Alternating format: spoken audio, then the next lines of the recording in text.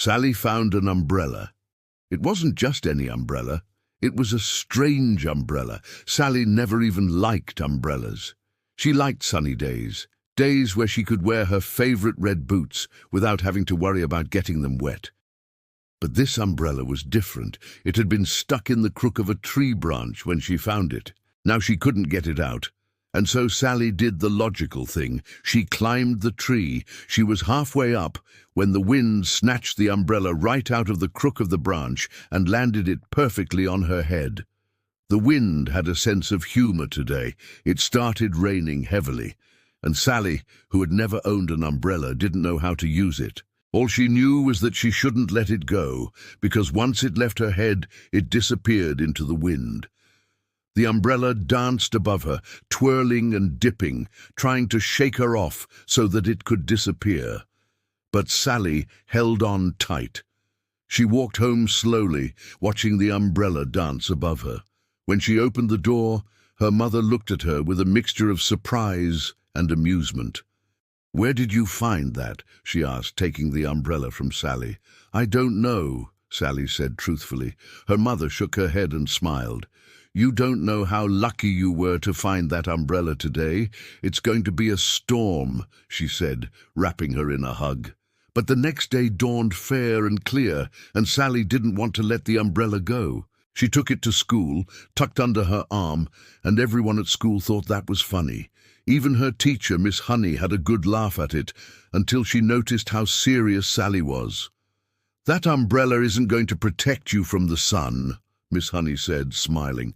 And as if to prove her point, the sky turned grey and the wind picked up speed. In no time at all, the whole class was running for cover as the rain poured down. Sally stood rooted to the spot, but the umbrella wouldn't leave her side.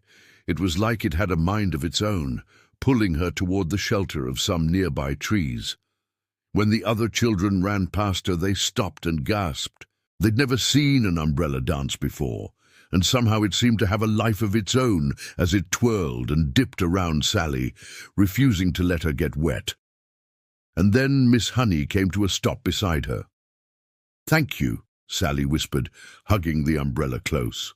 Miss Honey smiled and nodded. She understood now. Sally wasn't just holding on to an umbrella. It was more than that. It was her silent guardian, her protector, and it had led her to the one person who needed her the most. From that day on, Sally and the umbrella became the best of friends.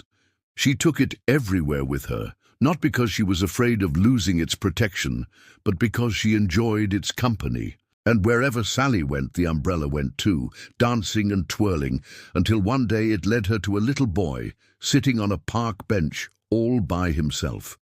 He was holding a picture of a girl with long, flowing hair, and when Sally asked him about it, he looked up with sad eyes.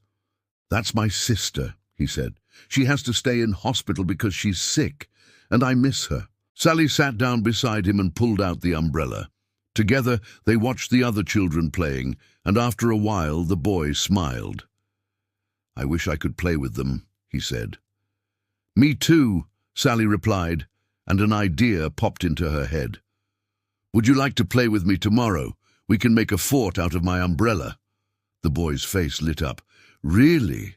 That would be great." The next day, they met in the park and built the fort together. Other children joined them, and soon they were all laughing and playing inside the magical umbrella land.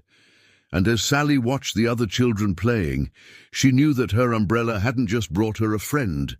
It had brought her purpose, a purpose to share, to care, and to love.